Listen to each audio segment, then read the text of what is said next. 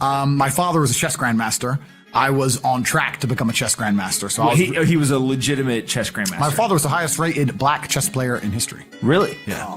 So my father was a big G in chess. Yeah. So I kind of grew up around all these chess geniuses, which is a really unusual way to grow up because you have like ex-KGB guys, you have complete autists. Like everyone's a weirdo, right? You're not that good at chess to be normal. Like even my father, a lot of people say, oh, I know this guy, he's really smart, or I know this guy has a photographic memory. No, and I'm not just saying this because he's my dad. When you've met true supreme intelligence, I've never met anybody else in the world who had the level of intelligence he had. The ability to supremely recall information. When I was with my father, if he needed your phone number, he'd ask, what's your phone number? And you'd say it once, and that was it for the rest of his life. You didn't have to write it down. You tell him an address, that was it for the rest of his life. He never wrote anything down. He never had to repeat anything to him. My father, when he died, someone messaged me who was in, because my father was in the CIA, he held the CIA record for the fastest assimilation of a foreign language. My father learned Russian within 2.5 weeks from zero. Well, you just read the dictionary. Like to these people, it's just like, just read it.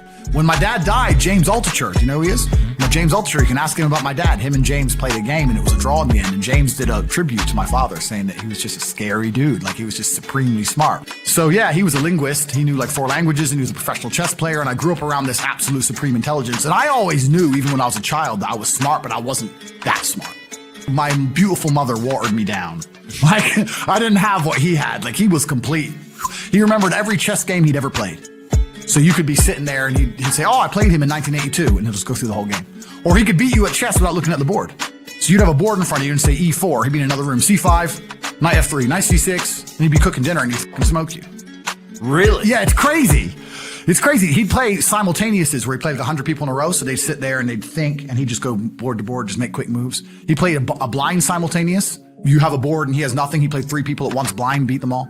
That's how good grandmasters are. This is what people don't understand about chess. Chess, I'm a kickboxing world champion, and I'm telling you, forget the UFC, forget kickboxing. The hardest sport in the world is world level chess. These guys are wired different. You can't learn it. You either have it or you don't. They called him E.T., as in the alien.